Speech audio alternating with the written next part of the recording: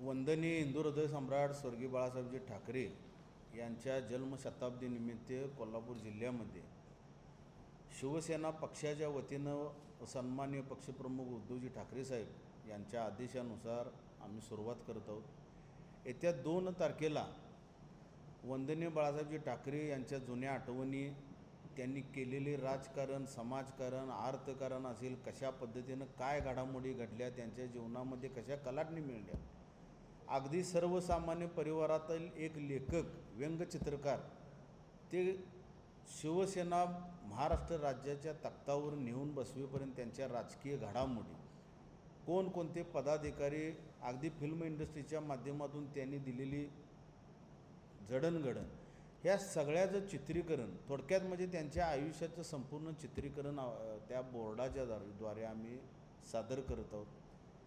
त्या सदर बोर्डाचं उद्घाटन सन्माननीय आमदार सुनीलजी प्रभू साहेबांच्या उपस्थितीत होणार आहे, त्यांच्या हस्ते होणार आहे। 10 तारखेला युद्ध कला, क्रीडा, महिला सबलीकरण, हॉर्स रायडिंग असेल, रायफल शूटिंग असेल, याची सुरुवात होईल।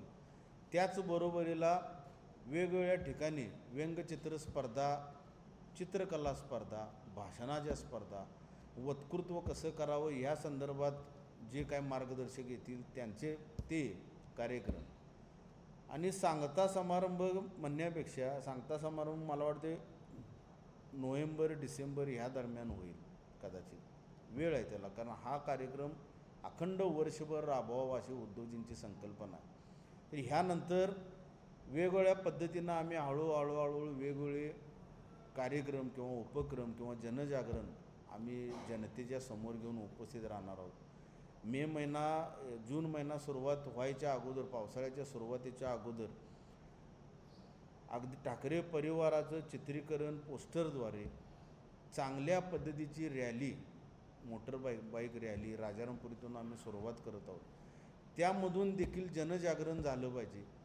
ठाकरे परिवाराचं योगदान या महाराष्ट्र राज्याला, कोल्हापूर जिल्ह्याला पुन्हा एकदा उजळणीच्या मार्फत आम्ही देऊ इच्छितो। असे विविध उपक्रम, रक्तदान शिबिर असेल, अशा बऱ्याचशाच घडामोडी दाखवण्याचा प्रयत्न आम्ही करत आहोत।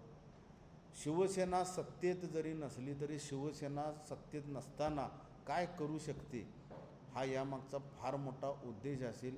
भविष्यामध्ये सद्य परिस्थितीत आत्ता काही घडामोडी घडत असतील, पण शिवसेना 100% पुन्हा फिनिक्स पक्षाप्रमाणे भरारी घेईल हा यामागचा उद्देश होता। याचं